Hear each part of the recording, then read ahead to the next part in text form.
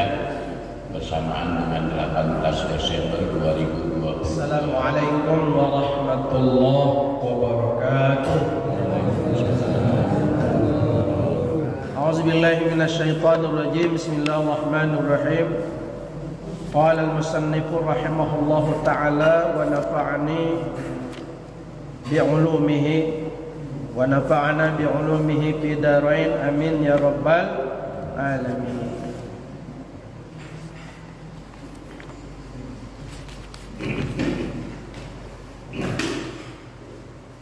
Bismillahirrahmanirrahim. Kitabus Sholati, kitab tentang salat. Ta'rifus sholati lughatan ad-du'a wa qila ad-du'a'u bi khair.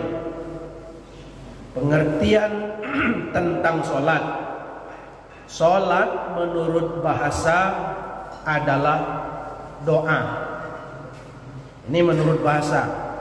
Jadi kalau ada orang mengatakan salat itu kan doa. Nah, jadi sebenarnya doa itu cukuplah dalam salat itu kalau kita tidak mau berdoa lagi.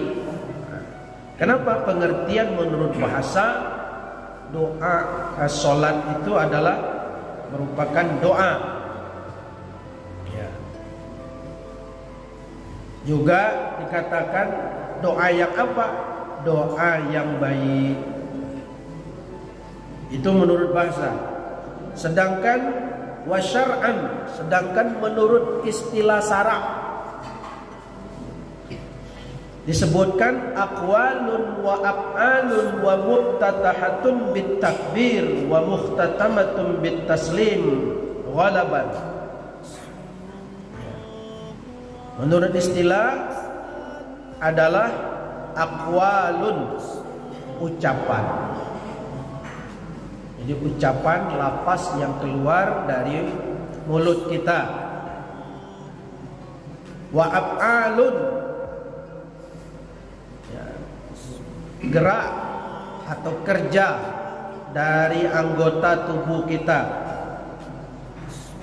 Wa muftatamatun wa muftatahatun bitakbir. Nah, yang dibuka dengan takbir, ya, yang dibuka dengan takbir. Wa muhtatamatun bitaslim, dan ditutup dengan salam. Nah, jadi pengertian secara istilah, ya, ucapan, perbuatan yang diawali dengan takbir, diakhiri dengan salam. Ada orang yang menyebutnya sholat, ada yang menyebut dengan sembahyang. Karena Islam ini dulu belakangan datangnya daripada Hindu, Buddha. Bahasa Buddha, Hindu itu terbawa-bawa ke dalam Islam. Tapi maksud dan tujuannya ialah sholat. Nah, sekarang oleh pengarang kitab ini dijelaskan wa qawluhu ghaliban kharaja bihi annahu qad takunu as-salatu katalian. Dikatakan ini akan diuraikan tentang pengertian salat tadi secara istilah. Di antaranya diuraikan yang dimaksud dengan aqwalun itu apa, yang dimaksud dengan af'al itu apa. Nah, itu akan dijelaskan. Ya. Dia bilang salat itu aqwalan la af'alan. Ada juga yang disebut salat ucapan tapi bukan dengan perbuatan. Ya, tidak dengan gerak, adanya ruku, adanya sujud. Di antaranya salat apa? Ka salatil janazati, seperti salat jenazah. Salat juga karena ada ucapan tapi tidak ada perbuatan ruku dan sujud. Nah,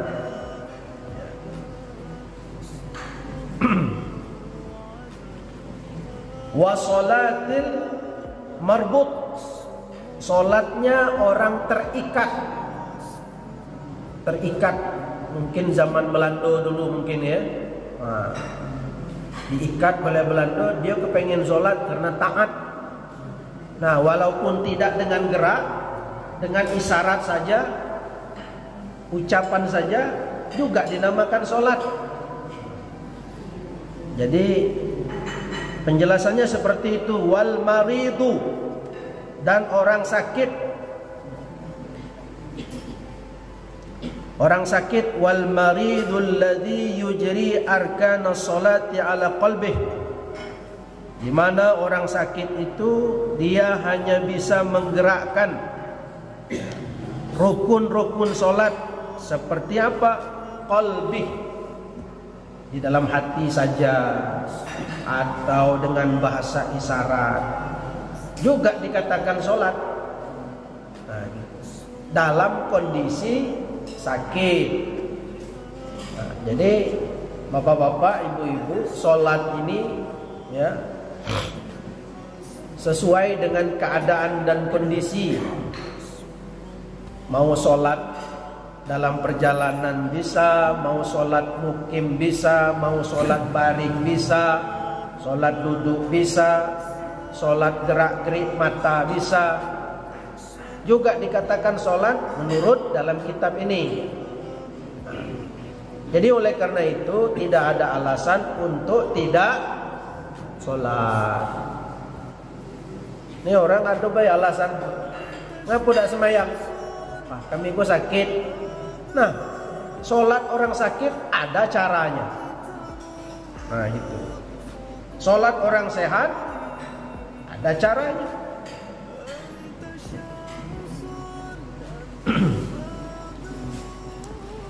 Yang kedua, yang dimaksud di sini af'alan la aqwalan.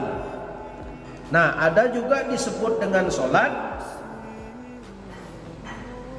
dengan perbuatan gerak saja, walaupun tidak dengan ucapan, juga sholat. Cuma gerak baik. Nah, ruku sujud, tidak ada ucapannya, juga disebut sholat. Seperti sholat apa? Kasolatil akhrus, sholatnya orang bisu. Nah, orang bisu kan tidak bisa baca dia. Nah, cuman gerak-gerik sholat. Dari segi ucapan tidak ada, cuman perbuatan yang ada.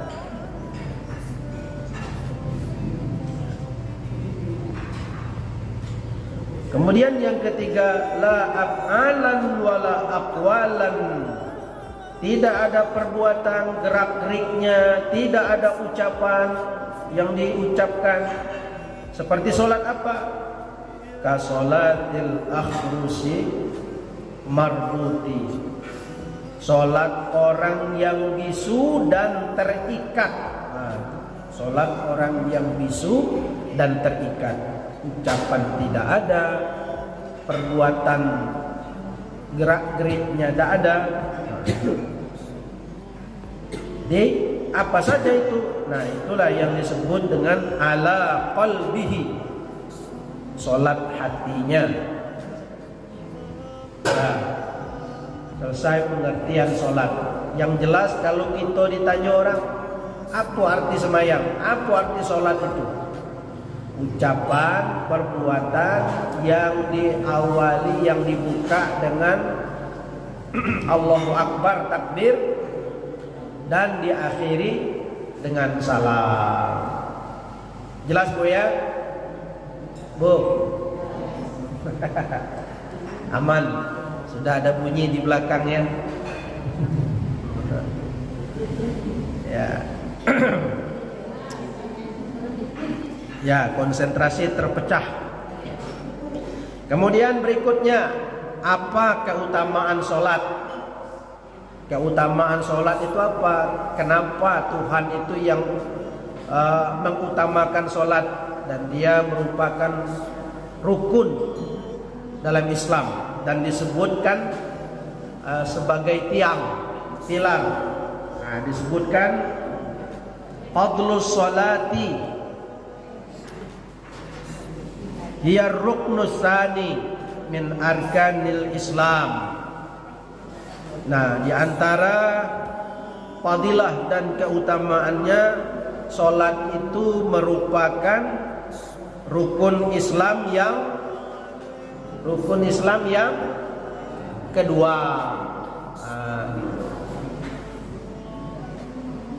Jangan salah sebut, rukun Islam yang ke-10. Nah, ya. Kemudian wahya amudu ad-din, amududdin atau imaduddin, ia merupakan tiang agama. Bangunan kita ini kalau tidak ada tiangnya, bisa rubuh. Dinding saja, ya, tidak ada tiang-tiang penguat. Nah, Islam ini baru bisa dikatakan tegak Islam itu dengan baik dan benar kalau ditegakkan tiang-tiangnya. Ini ada orang dinding dulu baru tiang. Nah, itu salahnya tuh. Ya, bisa tidak kuat bangunannya. Sedekah rajin, puasa rajin, tapi tidak semayang. Nah, belum tegak Islam tuh. Ya.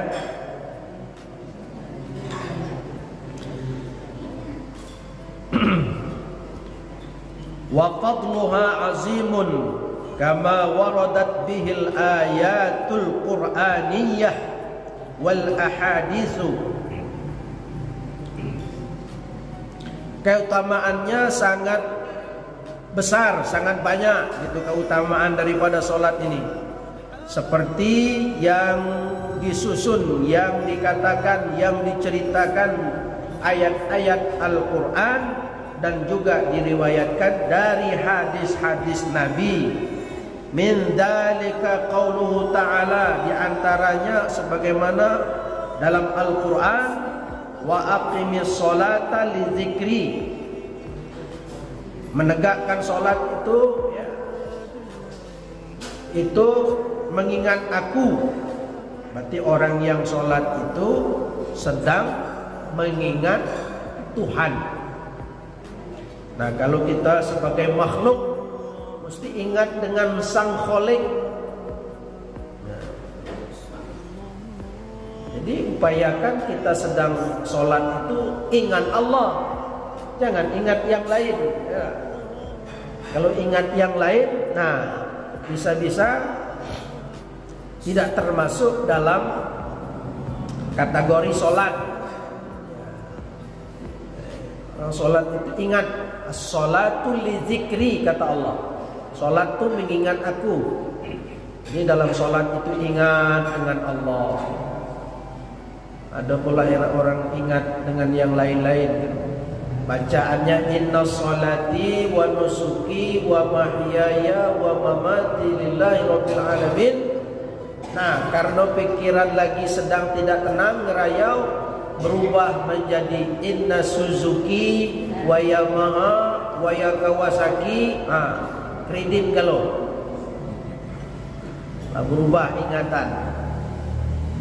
Kita ni apalagi lah tua-tua, kadang-kadang pertama baguslah ingat dengan Allah. Nah, sampai di tengah, sampai salam baru ingat, nanya pula, nah berapa rakaat tadi mak tadi yang semayang? Nanya pula dia berapa rakaat tadi. Nah, itu menunjukkan kita, pikiran kita kadang-kadang lupa. Makanya Allah kasih solusi, karena Allah tahu betul kita ni lupa. Rakaat kedua ke ketiga ni, kedua ke ketiga, lupa. Kayak kita pelajari bagaimana solusinya, bagaimana caranya.